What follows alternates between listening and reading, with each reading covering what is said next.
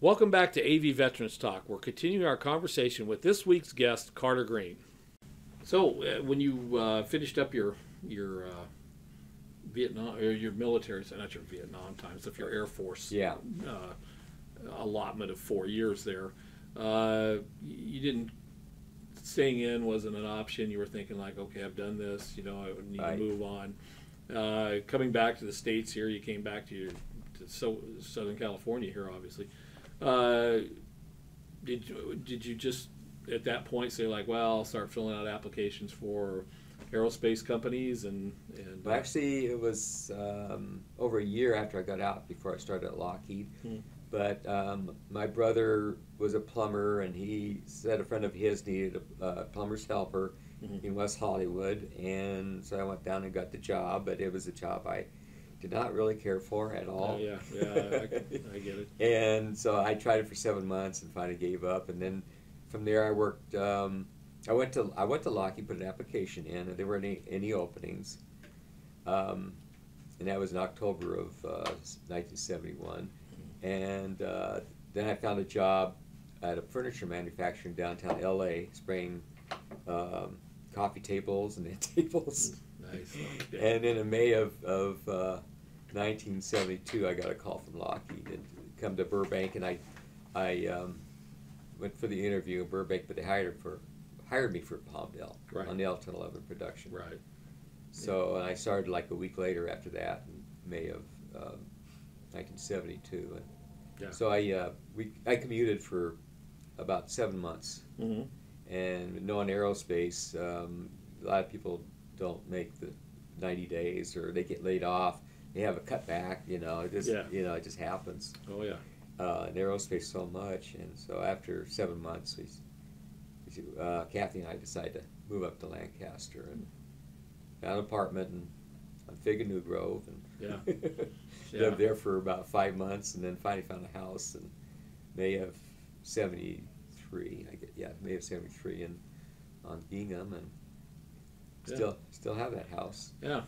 So you were part of that mass L-1011 program, where I think at that time, I can't, the percentage of how many people were working on that. 9,000 people working on at Plant 10. Yeah, that was quite an undertaking, and boy, that put a lot of clothes on people's backs and food on the table here in the Antelope Valley. But that L-1011 was quite the airplane, and ahead of its time. Yeah, it had a Category 3 landing system where it could land in the fog. Yeah, when everybody else couldn't, and I think all the airplanes have it now. Oh yeah. And it was interesting to see, the technology, obviously, from the military side, because Lockheed, their lead up to the L-1011 would have been the Connie, because that was the last airliner, and suddenly they got into, the airline business, I guess because there was a lot of money to be had there, and it was a good thing. They built that plant here, and so you were actually painting L-1011s, and what is that?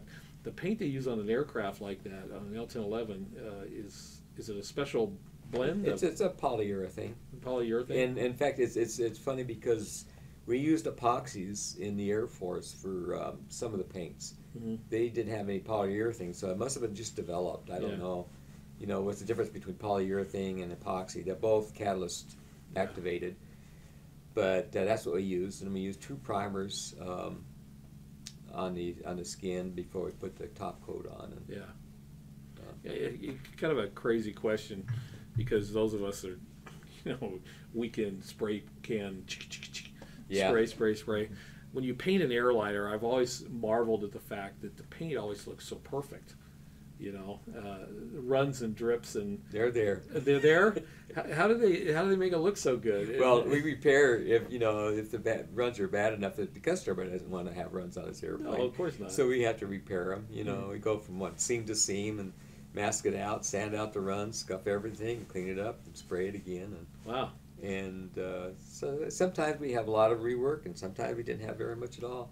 And dirt was the biggest problem. Yeah. Because big area that you have to paint, and you're sanding in the same hanger that you're you're painting in, so we wash down the walls and the paint hanger and the floors and it's the Antelope Valley, you know. So, yeah, and sand. Sand. It's a constant battle there. But so you must have had the knucklehead guys on the crew that would overpaint.